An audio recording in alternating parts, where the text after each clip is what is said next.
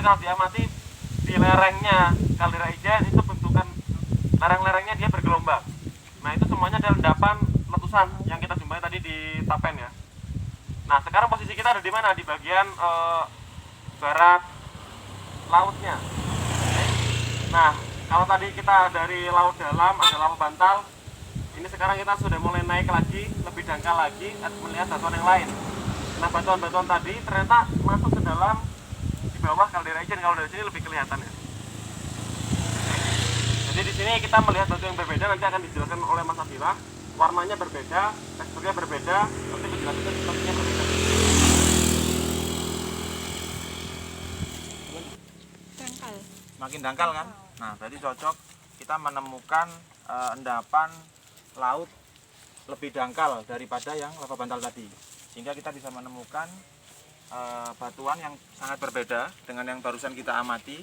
Kita barusan melihat sebuah lava yang berasal dari gunung berapi, tapi kalau yang ini bukan dari gunung berapi tapi berasal dari laut. Nah, ya. Oke, sudah dapat clue-nya ya, sehingga ini kan terlihat gersang gitu ya. Iya. Ya cocok gitu. Kalau pernah ke Alas Purwo, ya seperti ini suasananya. Artinya kering dan sebagainya.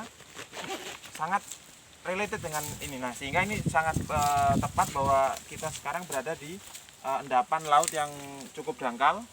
Kita bisa melihat di sini. Ini adalah lautan, kemudian di sini ada terumbu karang yang hidup. Ada yang hidup di laut dangkal, semakin dalam nanti perbedaan terumbu karangnya nanti yang bisa menentukan. Kita ketika melihat terumbu karang yang bentuknya pipih, nah itu ada di laut dalam. Semakin membundar dia ada di laut yang dangkal, karena kalau semakin dalam kan arusnya semakin besar, sehingga dia butuh pipih untuk memecah si gelombang itu ya, kira-kira begitu. Nah, bagaimana proses terjadinya si batuan ini? Terumbu karang itu adalah hewan atau tumbuhan? Hewan. Nah, sepakat ya. Kemarin saya salah, tumbuhan. Ada orang biologi benerin. Adalah sebuah hewan. Kemudian dia bisa hidup dan bisa mati gitu ya. Ketika dia mati, dia menjadi fosil. Dia menjadi butiran-butiran yang cukup banyak, sehingga pasir itu kan kalau kita ke pasir putih atau ke pantai-pantai pasti ada pasir yang berasal dari terumbu karang salah satunya. Nah, kalau tepung ditaruh dalam plastik disimpan 2 tahun di dapur itu berubah nggak? Jadi apa? Padat gitu ya. Itu simpan 2 tahun di mana? Di dapur. Nah, ini umurnya berapa? Tadi disampaikan kira-kira 2-3 juta sampai rentangnya sampai 15 sampai 10 juta lah. Nah, sehingga bisa bayangkan inilah tepung yang ada di laut kemudian disimpan menjadi batu, namanya batu gamping. Bisa kebayang ya pembentukannya ya. Jadi dia awalnya butir-butiran kemudian memadat, terkompaksi dan sebagainya, sehingga sekarang kita amati ada di sini. Dan sekarang posisinya ada di ketinggian. Berarti ada apa? Event apa? Harusnya ini level 0 mdpl Ya. atau 200 meter di bawah permukaan laut dan seterusnya. Sekarang di atas, berarti ada kegiatan apa? Terangkat ke atas. Sehingga dia bisa ada di permukaan sekarang. Terangkat ke Bahkan atas. level 0 ini sekarang berapa? 300 meter? 400 meter di atas permukaan laut. Berarti ada apa? Diangkat. Diangkat. Jadi ada event pengangkatan sehingga mengakibatkan ini bisa terlihat di sini. Kalau nggak ada pengangkatan, dia nggak mungkin tersingkap dan terlihat di sini. Sehingga kita tidak tahu bahwa Bondowoso itu punya laut. Nah, sekarang kita bisa buktikan bahwa Bondowoso punya laut dan lautnya umurnya 23 juta tahun yang lalu. Ya, jadi kalau nanti berwisata ke sini bikin captionnya berdiri di atas laut purba Bondowoso. Nah, itu kan keren. Berumur 23 juta tahun yang lalu. Ya. Ada pertanyaan dulu?